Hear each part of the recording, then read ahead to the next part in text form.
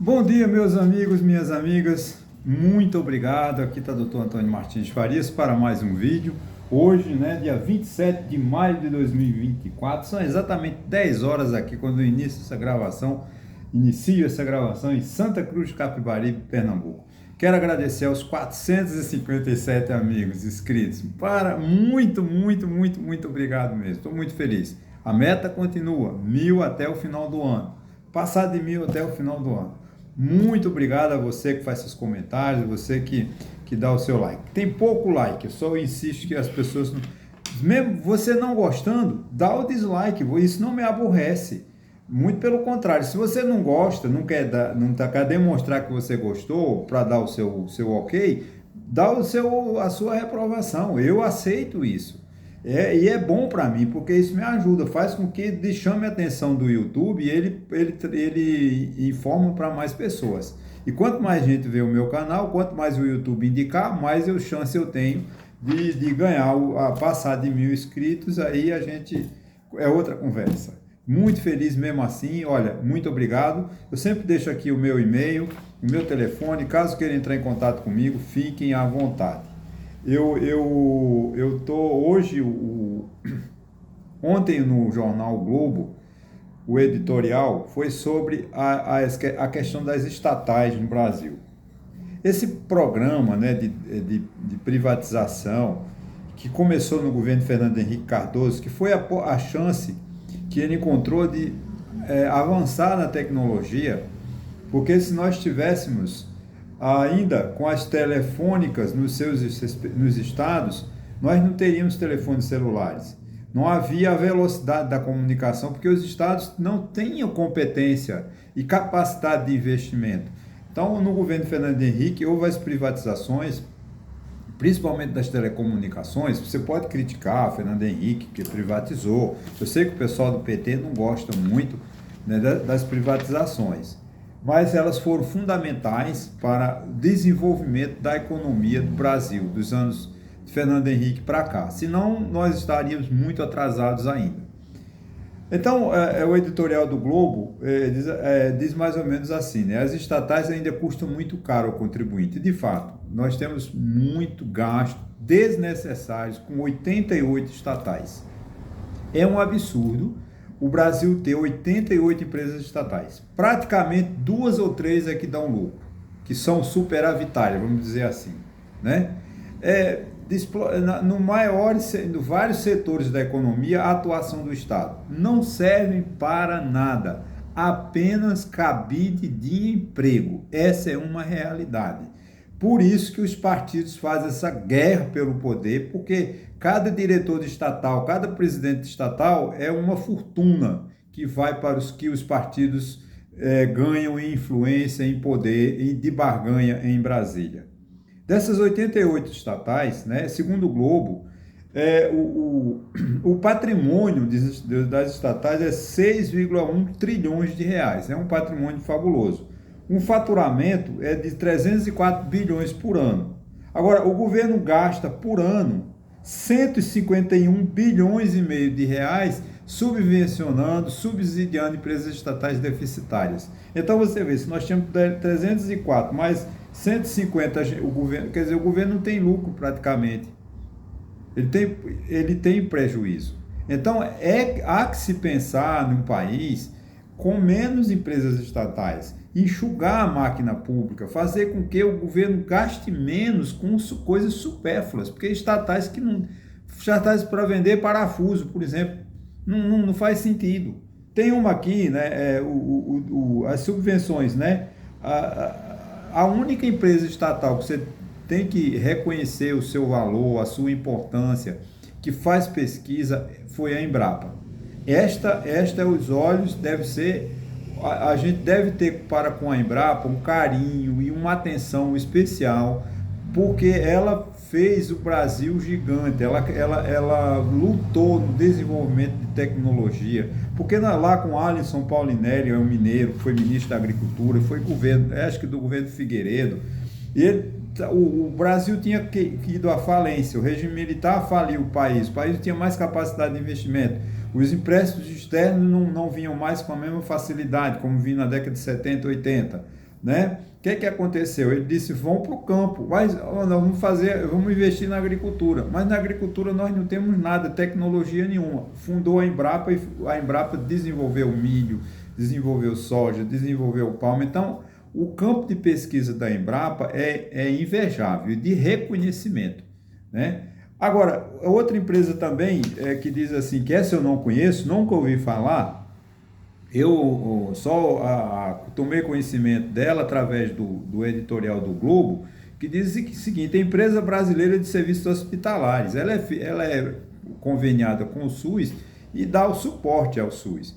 Então, é uma empresa, vamos dizer assim, estratégica. Tomara, eu não sei qual é a atividade dela, né? Mas ela administra mais de 40 hospitais, acho que no Brasil. Então, isso é importante porque está na ponta, está atendendo precariamente, porque o SUS atende muito mal o povo, a população brasileira, porque não tem um sistema de saúde eficiente no Brasil, principalmente, eu não falo do Rio de Janeiro, São Paulo e Brasília, porque eu estou há muito tempo afastado. Mas aqui no Pernambuco não tem, o SUS não funciona. É uma precariedade, as pessoas não são cirurgiadas, os pacientes são internados no chão. É uma vergonha a saúde pública.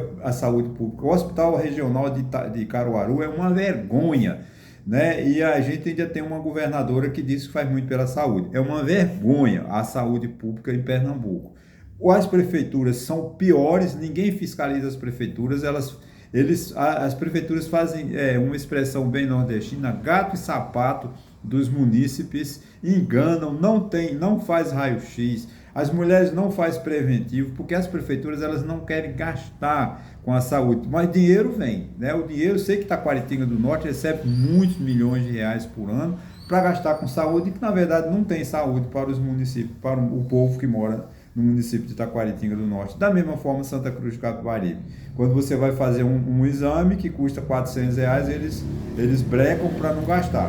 Aí você tem o vereador, né, que vive de levar os pacientes para Campina, para Recife, para Caruaru, mas lá não é atendimento pelo SUS, é atendimento particular, operação 5 mil, operação 8 mil, operação 10 mil. O pobre que não tem que fazer vaquinha, vender vaca, vender toda a produção, se ele lucrar alguma coisa de milho, feijão, esse ano não deu lucro aqui na região, mas ele vende o que tem, faz rifa, faz bingo para operar uma pessoa, quando é obrigação do município cirurgiar, entregar essa pessoa, né?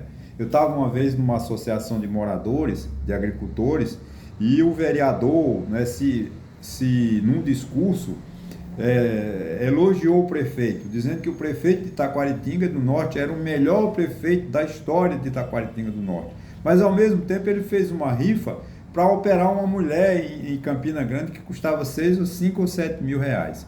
Aí, depois eu peguei o microfone e falei, mas que prefeito bom é esse? Se ele deixa que um munícipe, uma pessoa que mora no seu município, tem que fazer bingo para pagar uma cirurgia. Isso é um incompetente. Mas não é só o prefeito de Taquaritinga do Norte, são todos os prefeitos da região aqui, que não atendem, que não dão atendimento à saúde. Já vê, eu dei essa saída, essa crítica à saúde, porque é uma realidade. Então, as empresas estatais, essas duas eu vou tirar, vamos dizer assim, excluir.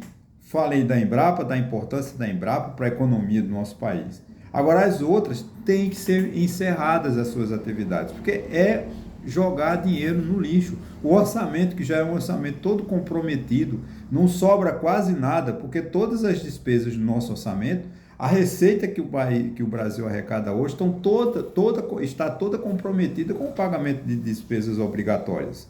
E ainda tem os projetos megalomaníacos de tirar, por exemplo, desvincular a aposentadoria do salário mínimo, desvincular o mínimo que os municípios querem investir em educação e saúde. Gente, se tirar o mínimo, não vai ter investimento em saúde, nem em educação em nenhum estado, nenhum município.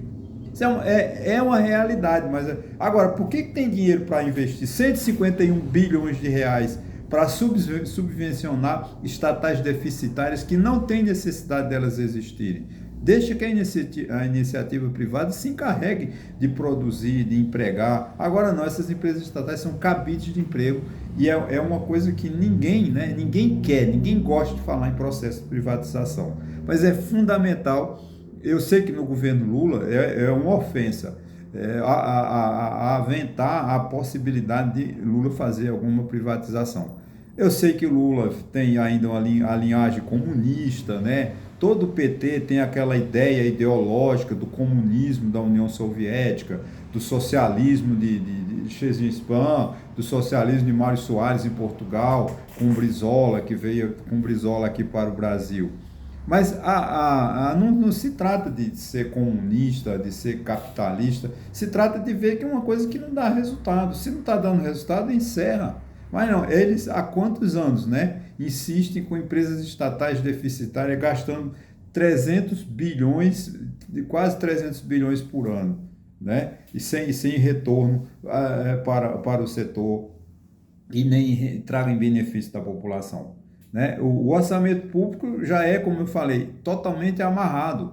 Então, eles têm que tirar dessas, da saúde, da educação, do transporte, da moradia, das prevenções de enchente, porque tem que, né, para investir em empresas estatais que são meramente cabides de emprego. Desculpa a repetição, mas é uma realidade. Né? Por exemplo, a CBTU, a Companhia Brasileira de Transportes Urbanos, essa é uma sobra, né, do que eles venderam o ativo bom, né? Quando eles privatizaram, venderam o bom para as empresas e o negativo ficou com o governo assumiu, o governo federal assumiu. Então a CBTU ela tem um orçamento, por exemplo, 11 bilhões, não, peraí, esse é outro assunto, é R$ 1 bilhão. A empresa brasileira de transporte urbano que não faz nada, o transporte público no Brasil é caótico, Rio de Janeiro, São Paulo, é uma vergonha o transporte público de trem, porque são trens velhos, trem dos anos 40, rodando ainda totalmente fora de condições de transportar seres humanos. Quem conhece o sistema de trem no Rio de Janeiro sabe muito bem a tragédia. Eu não conheço São Paulo, mas o sistema ferroviário no Rio de Janeiro é uma vergonha, é uma tragédia para a humanidade. Eu sei que agora com linha metrô e tal, pode ser que tenha melhorado, mas sempre foi muito ruim o sistema de transporte. E o governo federal gasta 1 bilhão, gente. Isso dados de 2022, segundo o material do Globo, né? De reais que é jogado no lixo, porque a CBTU não serve para nada. Tinha que fechar a CBTU. Mas temos... Gente, pega esse pessoal que é concursado, leva para o Ministério da Saúde, leva para o Ministério da Fazenda, faz algum remanejamento. No Rio de Janeiro tem 300 autarquias federais, Receita Federal, Ministério do Trabalho, Ministério da Saúde, tudo tem gabinete, prédios, a Avenida Antônio Carlos tem lá, Ministério da Fazenda, Ministério do Trabalho, enche aqueles prédios lá de gente, mas fecha a CBTU, não deixa que ela dê um prejuízo por ano de R$ 1 bilhão jogado no lixo.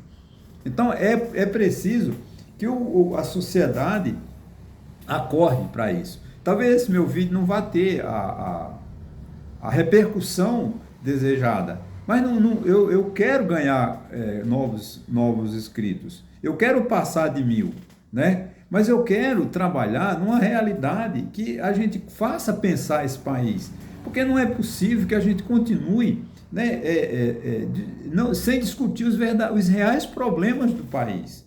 O sistema de transporte no Brasil, organizado pela CBTU, é caótico. Não tem investimento em transporte de linhas de trem. O Brasil só se desenvolveria se investisse no sistema de trem para transportar de forma mais barata. Mas isso foi abolido pelos militares na década de 70, no golpe militar de 64. Ok, optamos por rodovia. Ok, não vamos discutir isso aqui. Mas destruímos as rodovias. Para que uma CBTU, Companhia Brasileira de Trens Urbanos, de Transportes Urbanos, que gasta R$ 1 bilhão por ano e não traz retorno nenhum? Agora, esse dinheiro não podia ser investido em educação?